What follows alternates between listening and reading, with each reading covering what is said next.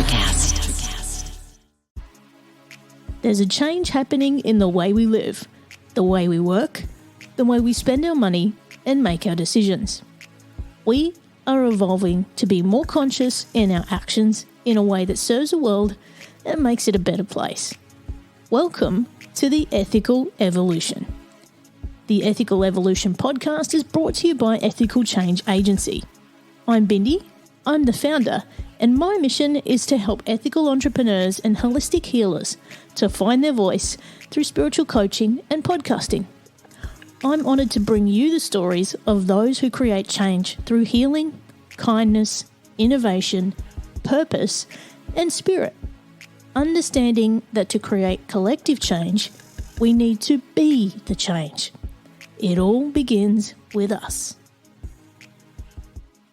After 20 years as a business professional, touring recording artist, TV host, and media coach, Amy Scruggs loves using her experience and humour to help others grow in their on-camera presence and overall self-awareness for public events, speaking, and business growth. In this fun, connected conversation with Amy, we cover some of the key things to consider when you want to get yourself out there in the media. Our chat might help you see where you can be the change when sharing your message. Welcome, Amy, to the Ethical Evolution. It is so great to be with you today. Now, Amy, for those people that have been living under a rock and they don't know who you are, can you go ahead and tell us who you are and what you do? I promise I will give you the short cliff note answer to that. And it's after 20 years with sales professional experience, being in front of executives of all industries, really specializing in the mortgage industry, I transferred over to being a recording artist. I'd been singing my whole life and ended up touring for years. When the recession hit, I went out and toured and was able to use the same tools and techniques and communications to do that with a business plan, and then stepped back into the business development model, which then led me to being a TV host, releasing new music, and here I am today. So I am a communications and media coach, recording artist, best-selling author, and TV host in a nutshell. My goodness, you don't do things in halves, do you? I do not. And I think that's why we're together today and why we've been drawn to each other. We have quite a lot of similarities in that area. I also work in a communications field, and I've been in radio. So it's we have a lot in common. So now there's so many questions I can think of to ask you, and I'm really not sure where to start. But that's okay. We're keeping it on point with the beautiful platform you have about making change in the world. So absolutely. I'm great with us really making sure that we bring a value to your listeners. That's what I'm here to do today. And probably the thing I'm curious to ask you based on all of your experience is how do you get into this stuff? You know, like if you want to get famous, I'm putting that in air quotes, or get seen and heard, how do we get out there? First of all, it's daily habits. Anything that we want to do if we're setting a goal, whether it's to be the best at the business that we're doing behind the scenes, or whether, like me, I've always chosen to kind of be that front runner. It was the consistent daily pursuit of those passions and fine tuning them and figuring it out and navigating. And I think the biggest word that I use to describe how all this fits together and being able to accomplish that is being able to shift. We have to be able to shift when we hit a wall, when something doesn't go the way that we think it's going to, because that's number one, life, and number two, especially entrepreneurship. Because anything we're doing to build a visibility, sales, whatever that industry is, entrepreneurship, you have to be willing to shift. And so what I was able to do was take circumstances and say, how can I shift to make the most of it? And then the next time a shift took place and I hit another wall or the rug came out from underneath me, I go, what tools did I have from the last one? What did I learn in this current position that I can bring into the new one? And so that's where it allowed me to continually leveling up, but still being consistent of asking for help when I need it, putting this right things out there for the right reason. And then that faith and taking the limiting beliefs off that, oh no, if I didn't do this by 30, it's not going to happen. I'm thrilled. I just turned 50 and I finally had a hit song out on radio and was able to put the dream project of a lifetime out there, taking the limiting beliefs off, realizing one foot in front of the other, just keep doing it, shift, adjust, and just go. And just from what you said there, I've got five key messages to pull out. One is when we talk about results, it's that consistent action, isn't it? So Yes. That's the one thing I've found through doing my show and other shows is that when you're consistent and you keep doing what you're saying and sticking with it and adjusting when things don't quite work, that's how you get the results. True. And you can't quit. So let's say you're working on something and you're building it and it's not quite working at that moment. There's been times I've started something, had something completely built, and then I realize, ooh, that's not for right now, but I'm glad I built it now. And I set it aside. And sure enough, sometimes 3-4 years later, I'm like, aha, I need that now. And I'm so glad I built it 4 years ago. What I'm glad I didn't do was just scrap it all together and leave it in an incomplete rubble pile. Build it, set it aside. Build it, set it aside, because guess what happens when you get busy and what you've planned starts coming to fruition? Wow, am I thankful I have so many tools that I spent the last 20 years building to pull from, because I feel like now I'm holding this giant toolbox. Yep, I've got that. Oh, wrench, oh, over here, screwdriver. Yep, I have that. And I acquired them all throughout the years. And now they're in the tool belt. So everything that we're doing can become very beautiful and calculated without a panic in it. Oh no, this isn't working right now. It will. Keep it there. And that's where I think, for me, I think intuition is a really big part of the path, isn't it? Like, just in the last 4 years, I've found, things I tried maybe didn't quite hit the mark, and other things I created have just sort of sat to the side and they've not really come to fruition. And then something else comes in and like, oh, that's where these two things connect. So it was like, you did all these things for a reason. It was all meant to happen. Yes. It was all part of the path. The timing just wasn't quite there. Exactly. Oh, and a great example for this. I started media coaching with professionals in 2018, 2019. And at the time I would talk to people and they'd say, oh, I don't need that. I'll never be on camera. Well, look what happened in 2020. Yes. The entire world went on camera. So those that thought that would never apply to them, all of a sudden are saying, help.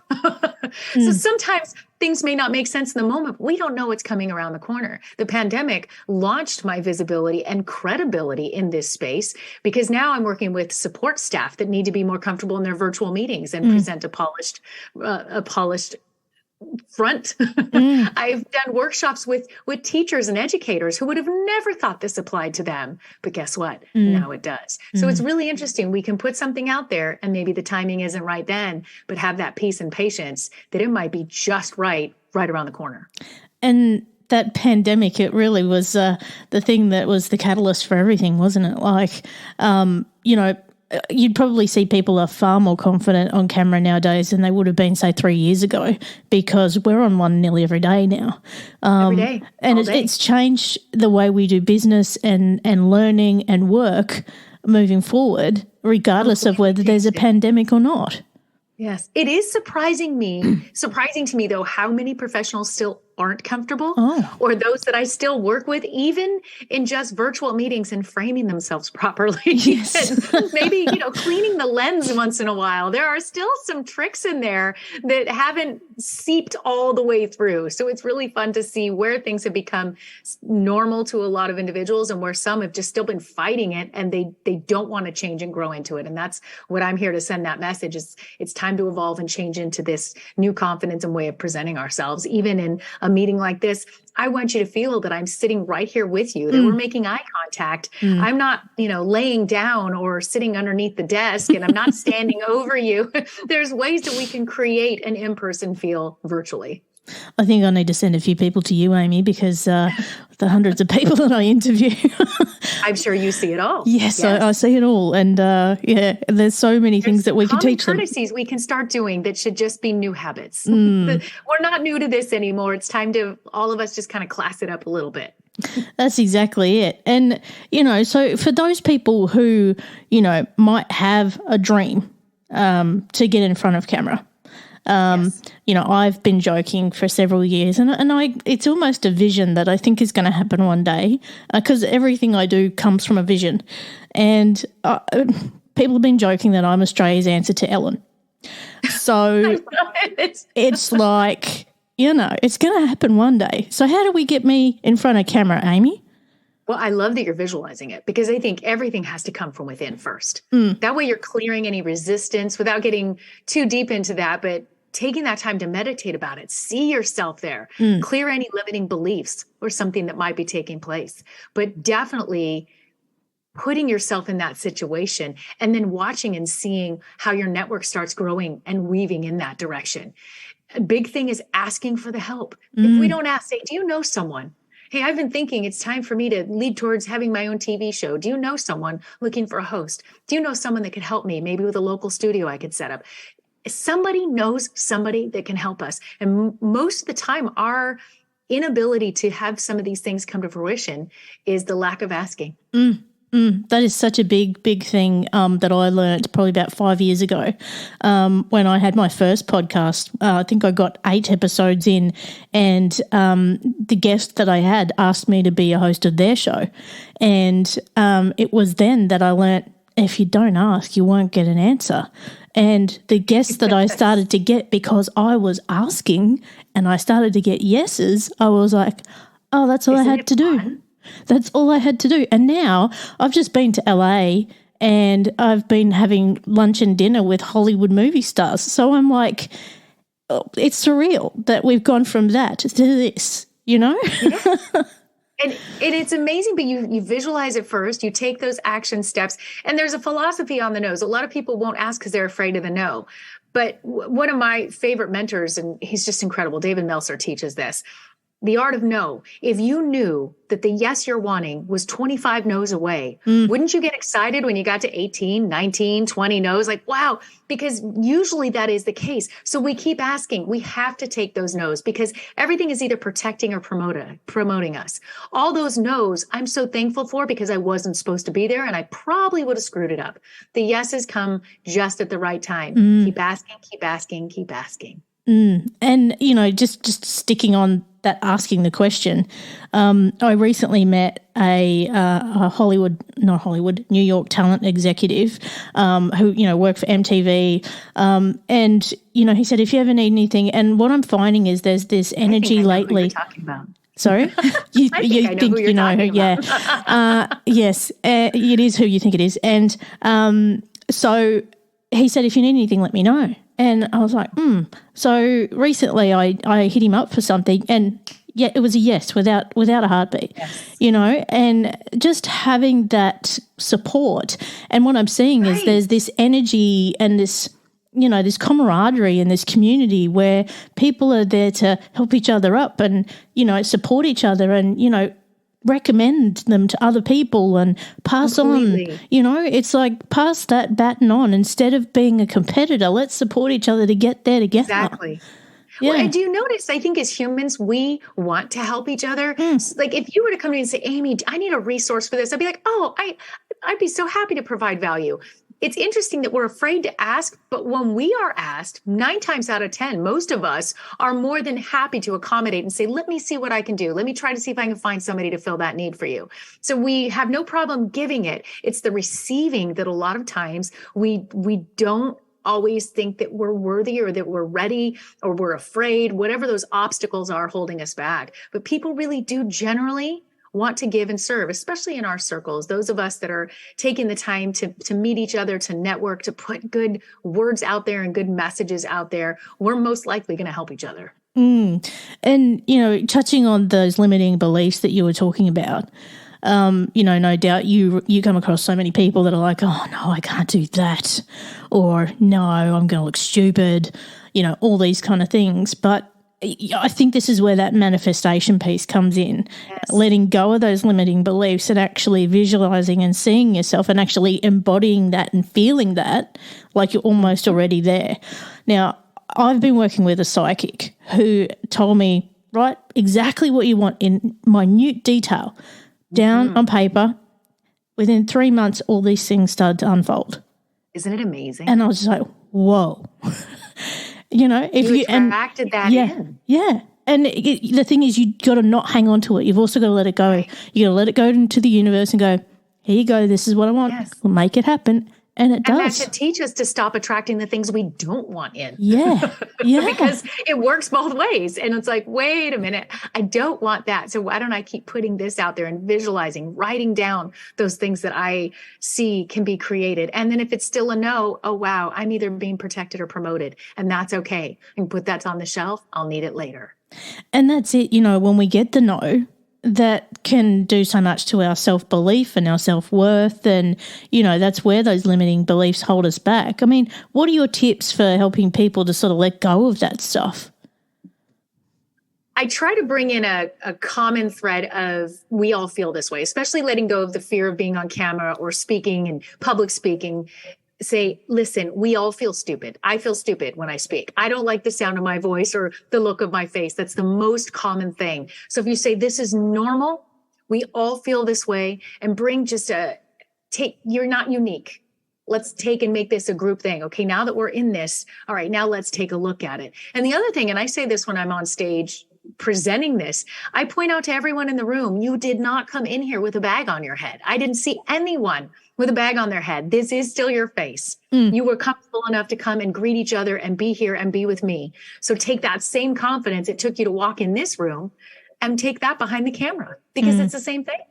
Yeah, exactly. And I work with coaching clients who who want to promote their business but don't want their face in it. And I'm like, you are your business. You can't hide. And you should just ask them, did you go to the store today with a bag on your head? Yes. Because if not, then I think you're okay with your face. We see it. It's, you picture almost that toddler that says, oh, you can't see me with their hands over their eyes. That's what I feel like some adults are doing and individuals and professionals are doing, and they're hurting themselves and their own businesses. And if you really don't like your face, then let's do some techniques to fix it. Maybe it's your resting face. Maybe you're not smiling enough. I mean, I had a scowl that had permanently gone into my forehead from raising too many teenagers, but I've learned how to get rid of it, and it's okay. So really, let's take a look. If you don't like it, let's fix it like anything else. Yes, I learned a couple of years ago how to get rid of my chicken neck in a photo session. But anyway, let's not talk about that. One of the things that you tapped into there as well was people who don't like the sound of their voice. Like, I've been on so many podcasts and introduced people to being interviewed for the first time. And, they get in front of the microphone, they're scared, they're nervous, and they're like, oh, I hate the sound of my voice. And I'm like, it's the only one you got. So let's go with it.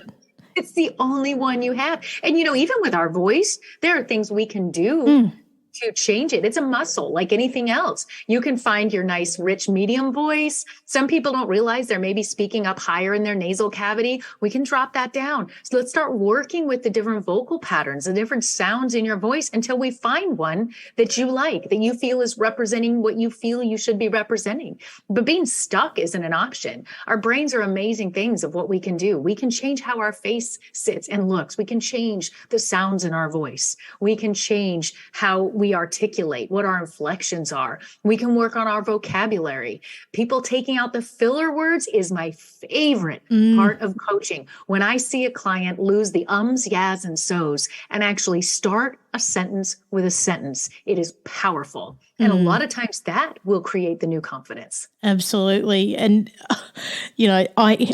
you probably hear it in me. It happens all the time because that's what my brain does. I'm actually doing a course on this at the moment. My brain actually picks all these subjects out of what you've just said, and it holds on to them like threads. And sometimes those threads skip.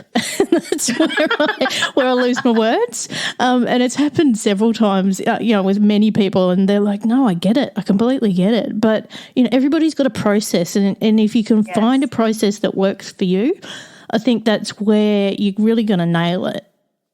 Mm-hmm. It's the truth. And it's fun because what I do working with clients is so personal, and figuring out what their process is. And when they get that aha moment, I literally watch these professionals unfold in front of me and transform. It's like the most rewarding work you could ever ask for. I've had my years on national stages. I have toured. I have sung on some of the biggest stages in the US. I've had incredible moments. But really honing in my coaching business allows me to give them their moments. It allows me to say, I want you to feel what I felt. I want you to feel that same confidence. I want you to feel something coming back to you where people say, great job. What you said really mattered. Thank you for what you said today and shared today. Helping other individuals have that moment to share their message and teach them how to be effective in it is so rewarding. And what you've really hit the nail on the head there is it's how you make people feel. Yes. Because what you put out into the universe, the energy that you put out, like you and I, it's like we're sitting in the same room together right now, but we're on the opposite sides of the world. And it doesn't feel like it, the way that we're connecting. Yeah. So, and I find that with almost every interview I do, because I read the energy in people. And if you can make other people feel that, then that's what this is all about. And that can be learned. You can learn to be magnetic and take it from in here and put it out there. And it comes with that confidence. It comes with practice, repetition, positive results. And then guess what? Because everyone has a message, whether it's their business, their personal story, maybe it's community outreach, and you're the spokesperson for the community outreach or organization you're involved with. And it's so tragic when I see individuals lose that moment of opportunity for visibility. Maybe it's to help raise more funds, to do more outreach. If your passion is serving the community, don't you want to do the best you can to get that message out there the right way to serve more of the community? It makes sense to learn these skills. And then guess what? You're going to go, wow, oh my gosh, we did it. I want to do that again. And that's one of the things that I love about, interviewing people is that from years ago when I used to do it in person, to now doing it virtually, seeing people change from the moment you start that conversation to the end of it, like the way they almost get on a high by the end of that conversation and they're like, I want to do it again. It is a high. Yeah. I equate it to being on stage as a performer. There's always that you're on this high, and then after the show you go, oh, it's like you have to go down on this low, and you learn how to balance that out. But the same thing goes when you really do a great job, like on your awesome show, the other guests, they probably leave this completely energized, lifted up, and have a great rest of their day because that energy was created, sharing their message. It's intoxicating. And if you really do it right and you see the positive results, it makes you want to do that more. Some days I think I should hire myself out as an Energizer bunny. I really do. Just bottle that and sell it. I think we've got some marketing to do, Amy. I think so. We got this. Now, one thing that just came up for me as we were talking was mindset and mindfulness.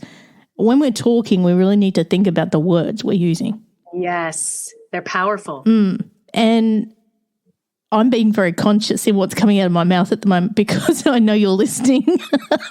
Oh, no, it's okay. This is so beautiful. We're having such a great connection. And I think there's such a like-mindedness between both of us. So we're just flowing. It's perfect. But I need people like you around me because it makes me more conscious of what's coming out of my mouth. Well, what you said is powerful because we all need that around us. And if you're not being encouraged and lifted up, then you're in the wrong circles. And maybe it's time to find new circles that are going to say, you can do this. Let's help you. Let's review this together. Let's lift each other up. I think we need more and more and more of this. Since COVID happened, since the pandemic, my network of amazing professionals around the world has literally increased exponentially. And I'm so grateful for it. But we keep attracting more of that, don't we? Yeah. And I found you and I made a choice today to meet each other. You made a choice to bring me on your show, and I made a choice to show up. We made a choice to say, I am coming in with no expectations, no limits, excited for this opportunity to meet another great human on this planet. And that's what we were able to do today. And hopefully make an impact for your audience and lift others up. And imagine if everyone kind of goes in with that open mind to say, how can I just be of value and not put expectations on it? It just magnifies. Yeah, and I completely resonate with you in, network growing so much during COVID, despite the fact that we were locked away. I think it actually brought us closer. And, for me, it gave me the opportunity, quite selfishly, to tap into people who couldn't travel, know, and that I otherwise wouldn't have been able to reach. I think about the amount of individuals that I know that I will probably never meet in person. And that's okay because we get to do this. And I'm so thankful for the expansion of my network. And, you know, like I say to many people that come on this show, this is more than just a podcast. It is a mission. So you have joined a collective here. So this is not the end of it. Right. And same here. I hope you know, you will be able to reach me and say, Amy, do you have a resource for this? You have any ideas on that? And I'm going to say, yes, let me see what I can find for you. We are now connected. Well, good, because I'll be hitting you up, just saying. I hope so. Now, tell us about your book. Lights, Camera, Action, Media Coaching for Professionals.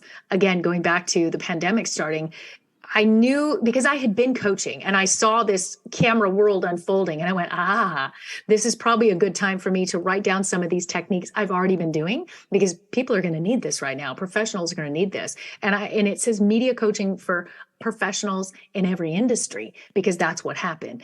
And I also didn't want to be a giant windbag that it was all about me. So I reached out to my amazing network. And I found some of the key influencers that are really great in the different categories that are in the different chapters of this book on first impression and crafting your message and the keys to marketing and all of those things. And everybody had some free time because I did this early on. And I was amazed at the yeses that I received and the incredible contributors of this book. So it's my easy tips, my simple kind of aha tips for some of this, everything from your cell phone videos, social media marketing, being on camera for virtual meetings, and all the way up to being ready for national television. So I kind of walked it through those different steps, but it was really fun to see the amazing professionals that contributed to this book as well. And that's what's been out there since 2021. It sounds like a book we all need to have. Well, thank you. It's available on wherever books are sold. I've actually been presented with a challenge, Amy, and I'm going to get your advice on it. I've been asked to do, I think it's a 10 to 20 second segment, which is a little promo about this show and podcasting and why I think it's so great. And I'm like, how do I condense that into a 10 to 20 second piece? Ooh. You start with a question. Do you want to be a part of making world change? Yeah. This show is for you. Come and see expert guests week after week that are going to bring you ideas, provide insights, and inspire you to be a part of change. I've got that recorded. Excellent. Thank you. There you go. And I have to record this like live, and it's going to be in like a big award ceremony. And I'm like, 20 seconds? You can do it. But that's something that simple of just start that with a question maybe, and then lead that in to what it is you do and a nice wow statement. You've got this. Oh, excellent advice. Thank you so much. Less is more sometimes. We tend to give too many ingredients with an answer when we're trying to say something. And a lot of times the right word can create a word picture that sums it all up. So really crafting how you want to put that together in a nice, simplistic bite. The same way as I was going to present you a cake, I would just say, here's a wonderful lemon cake. I wouldn't walk in and tell you all the ingredients to the cake and how long I baked it as I presented it to you. And it's the same thing. Yeah, and I guess that's some of the advice I've been giving people I work with is like, let's get down to the niche, instead of having the whole kitchen sink. Let's just get down to the niche because that's what people want. Yes. What are those bite-sized pieces? Yeah. Sometimes it's hard to take your own advice. Now, well, I hope I was helpful on this one. Absolutely. And you put me on the spot. That was quick thinking. I have to tell you. You did well. You did very well. That was not scripted. For all of you watching and listening to this, that was not scripted. Nothing here is scripted. Now, Amy, if people want to find out more about you and get in touch and get the book, where can they go? Luckily, I have a very uncommon name. So if you Google Amy Scruggs, I promise I will come up first. Amy Scruggs Media is the main homepage that has everything you need to know. All my social media handles are Amy Scruggs or Amy Scruggs Media. And then also Amy Scruggs Music. My single releases are out there. My EP is out there. New single dropped today. So please check out the music. Both sites lead to each other, but you really can't miss it if you just put my name in that Google search. Thank you for asking. Congratulations on the single release too, by the way. Thank you.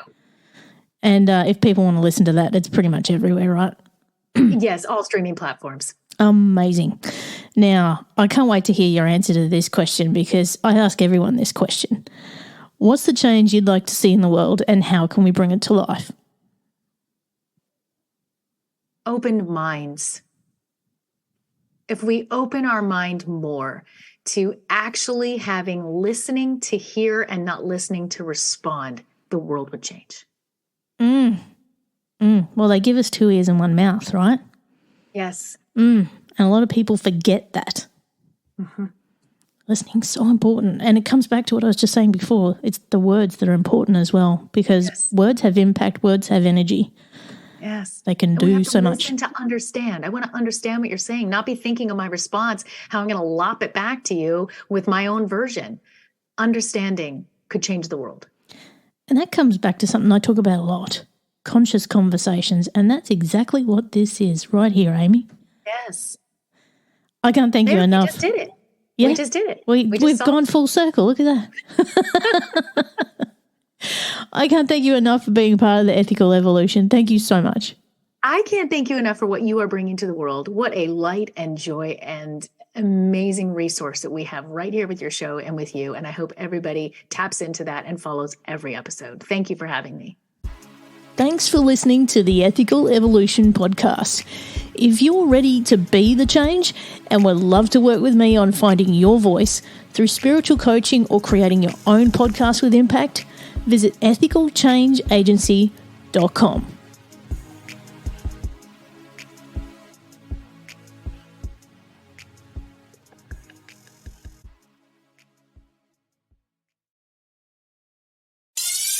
Hi, I'm Mark. And I'm Peter. We're the founders of Electrocast Media, bringing you great podcasts like Nightmare Road Stories, Tech Talk Revolution, and Bodacious Minds. Electrocast networks include Ruby for female empowerment, the Best Business Network, and GPN for geopolitics. We built this company to create community and amplify diverse voices, and we really appreciate your support. So, keep listening to Electrocast podcasts and hear the culture. Electrocast. Hello, I'm Polly Campbell, the host of Polly Campbell Simply Said, the weekly podcast where we talk about how to live well, do good, and be happy. And let me tell you what, we tap into the great minds of authors, business leaders, entrepreneurs, and so much more so that we can learn how to do the work that matters and create the lives we want to live. Join us right here on Polly Campbell Simply Said on the Best Business Network of Electrocast. Electrocast. Electrocast.